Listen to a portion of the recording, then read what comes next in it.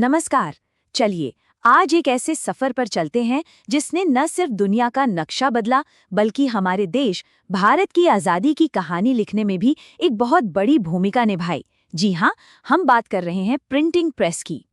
जरा सोचिए तो, एक ऐसी दुनिया जहाँ ज्ञान और जानकारी बस कुछ ही लोगों के पास थी, जहाँ विचारों को फैलने में सदियां लग जाती थीं।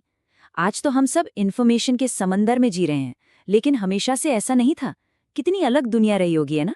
तो सवाल ये है कि ये सब शुरू कहाँ से हुआ। दिलचस्प बात यह है कि प्रिंटिंग प्रेस के एक रेवोल्यूशनरी फोर्स बनने से बहुत बहुत पहले इसके शुरुआती बीज एशिया में ही बोए गए थे। हाँ, बिल्कुल सही कहा। छपाई की जो सबसे पहली तकनीक थी वो चीन, कोरिया और जापान में बनी। इसमें होता ये था कि लकड़ी के ब्लॉक्स पर एक एक अक्षर को हाथ से उकेरा जाता था, फिर उस पर स्याही लगाकर कागज पर छापते थे। जरा सोचकर देखिए, एक पूरी किताब छापने में कितनी मेहनत और कितना वक्त लगता होगा। ये बहुत ही धीमी और थकाऊ प्रक्रिया थी। और फिर आता है कहानी में एक जबरदस्त मोड़। 15वीं सदी के जर्मनी में यहाँ हमारी कहानी में एंट्री होती है योहान गुटेनबर्ग की। एक ऐसा नाम जिसने अपने एक आविष्कार से सब कुछ हमेशा के लिए बदल दिया। ये सच में एक गेम चेंजर था। गुटेनबर्ग का जीनियस आइडिया था मूवेबल टाइप। उन्होंने क्या किया कि धातु के अलग अलग अक्षर बनाए जिन्हें एक फ्रेम में सेट करके शब्द और वाक्य बनाए जा सकते थे। और सबसे बड़ी बात, छपाई के बाद उन्हीं अक्षरों को निकालकर दोबारा किसी और पेज के लिए इस्तेमाल किया जा सकता था। इस एक खोज ने छपाई को कई गुना तेज और सस्ता बना दिया। और इस नई तकनीक से छपने वाली पहली किताब थी बाइबल। गुटेनबर्ग ने इसकी करीब 180 कॉपियां बनाई थीं। अब सुनने में 180 शायद ज्यादा ना लगें, लेकिन उस जमाने के हिसाब से ये तो एक चमत्कार था। बस यहीं से पूरे यूरोप में एक प्रिंटिंग क्रांति की आग लग गई। ज्ञान इतनी तेजी से फैला जितना किसी ने कभी सोचा भी नहीं था। वाह, मार्टिन लूथर के ये शब्द बताते हैं कि प्रेस का असर कितना गहरा था। लूथर ने प्रेस का इस्तेमाल करके ही तो चर्च के पुराने विचारों को चुनौती दी। उनकी 95 थीसिस हजारों लोगों तक पहुंची और इसी ने प्रोटेस्टेंट सुधार आंदोलन को जन्म दिया। ये पहली बार था जब कोई एक अकेला इंसान इतनी बड़ी सत्ता को सीधे चुनौती दे सकता था। तो चलिए, अब कहानी का फोकस यूरोप से हटाकर अपने देश भारत की ओर लाते हैं।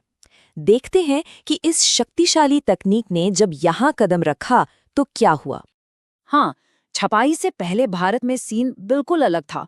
सारा ज्ञान पांडुलिपियों में था, जिन्हें हाथ से लिखने में महीनों सालों लग जाते थे।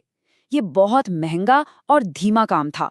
इसका मतलब ये हुआ कि किताबें और ज्ञान सिर्फ कुछ अमीर और खास लोगों तक ही सीमित थे। लेकिन प्रिंटिंग ने आकर पूरा खेल ही पलट दिया।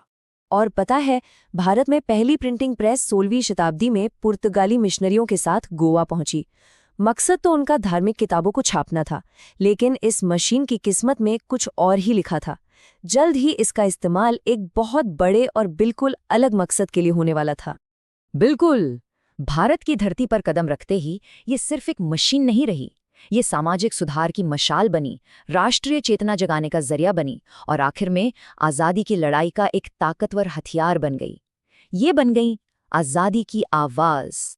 इस बदलाव की शुरुआत की राजा राम मोहन राय जैसे महान समाज सुधारकों ने। उन्होंने पत्रकारिता की ताकत को समझा और अपने अखबार संवाद कौमुदी के जरिए सती प्रथा जैसी सामाजिक बुराइयों पर जोरदार हमला किया। और ये तो बस एक शुरुआत थी। ईश्वर चंद्र विद्यासागर के सोम प्रकाश जैसे अखबारों ने किसानों और मजदूरों के हक की बात की। अब प्रेस सिर्फ पढ़े लिखे लोगों की नहीं, बल्कि आम जनता की आवाज बनता जा रहा था। और फिर आए महात्मा गांधी, जिन्होंने प्रेस की ताकत को एक अलग ही लेवल पर इस्तेमाल किया। यंग इंडिया और हरिजन जैसे अखबारों के जरिए उन्होंने अपने सत्याग्रह और स्वराज के पैगाम को देश के कोने कोने तक पहुंचा दिया। उन्होंने प्रेस को जन आंदोलन का एक जरूरी हिस्सा बना दिया। तो अगर हम देखें, राष्ट्रवादी प्रेस एक साथ कई मोर्चों पर लड़ रहा था। वो लोगों को राजनीतिक मुद्दों पर जागरूक कर रहा था, अंग्रेजी हुकूमत की गलत नीतियों की आलोचना कर रहा था, लोगों के दिलों में देश प्रेम की भावना जगा रहा था और अलग अलग समुदायों को एक साथ एक मकसद के लिए जोड़ रहा था। लेकिन जाहिर सी बात है, जब आवाज इतनी बुलंद होगी तो सत्ता के कानों तक तो पहुंचेगी ही। जैसे जैसे भारतीय प्रेस की ताकत बढ़ी, ब्रिटिश सरकार का डर भी बढ़ने लगा। उन्हें समझ आ गया था कि ये आज़ादी की आवाज़ उनके राज के लिए एक बड़ा खतरा है। और फिर उन्होंने इसे दबाने की कोशिशें शुरू कर दी। हाँ, और ये कोशिशें वक्त के साथ और सख्त होती गईं। 1799 में सेंसरशिप एक्ट से शुरुआत हुई। फिर 1878 में आया वो बदनाम वर्नैक्युलर प्रेस एक्ट, जिसका सीधा निशाना भारतीय भाषाओं के अखबार थे। और 1908 के एक्ट ने तो सरकार को किसी भी प्रेस को जब्त करने का अधिकार ही दे दिया। ये वाकई एक लंबा और मुश्किल दौर था। लेकिन भारतीय पत्रकार भी कहाँ हार मानने वाले थे। उन्होंने इन कानूनों का डटकर सामना किया। अमृत बाजार पत्रिका की कहानी तो कमाल की है। वर्नैक्युलर प्रेस एक्ट से बचने के लिए ये अखबार रातों रात बंगाली से अंग्रेजी में बदल गया। मतलब सोचिए, ये भारतीय पत्रकारिता की हिम्मत और सूझबूझ का एक शानदार उदाहरण है। बिल्कुल। तो चलिए अब जरा आज के समय में आते हैं और देखते हैं कि इस क्रांतिकारी तकनीक की विरासत आज हमारे लिए क्या मायने रखती है। आज़ाद भारत में प्रेस को लोकतंत्र का चौथा स्तंभ कहा गया है। वक्त के साथ इसका रूप रंग जरूर बदला है।